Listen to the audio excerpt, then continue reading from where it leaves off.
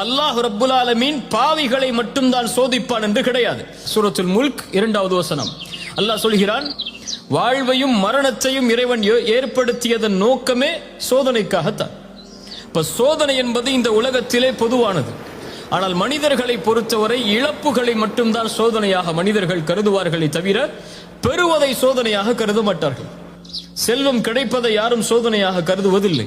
செல்வம் எடுக்கப்பட்டால் தான் இறைவன் சோதிக்கின்றானா என்ற கேள்வி வருகிறது. சுகமாக வாழும் போது இறைவன் சோதிக்கிறானா என்ற கேள்வி யாருக்கும் வருவதில்லை. நோய் ஏற்பட்டால் தான் இறைவன் சோதிக்கிறானா என்ற கேள்வி வருகிறது.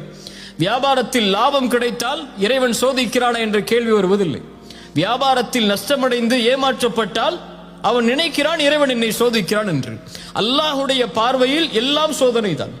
மனிதனை பொறுத்தவரை இழப்புகள் மட்டும்தான் சோதனை.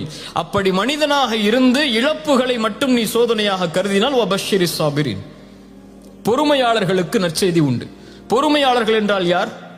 யார்? சோதனை வந்துருச்சுன்னு கதவை போட்டுக்கிட்டு வீட்டில் உட்கார்றவங்க பொறுமையாளர்களா? அல்லாஹ் கொடுத்ததில் பொறுமையை கடைபிடிப்பவர்கள், அல்லாஹ் சோதித்ததில் பொறுமையோடு முயற்சி செய்பவர்கள், அல்லாஹ் சோதித்ததில் அந்த சோதனையிலிருந்து வெளியேறுவதற்கு அல்லாஹ் கொடுக்கக்கூடியவற்றை சகித்துக் கொண்டு முன்னேறுபவர்கள், இவர்களால் தான் வெற்றியை சுவைக்க முடியும் என்று இந்த குர்ஆனுடைய வசனம் சொல்லுகிறது.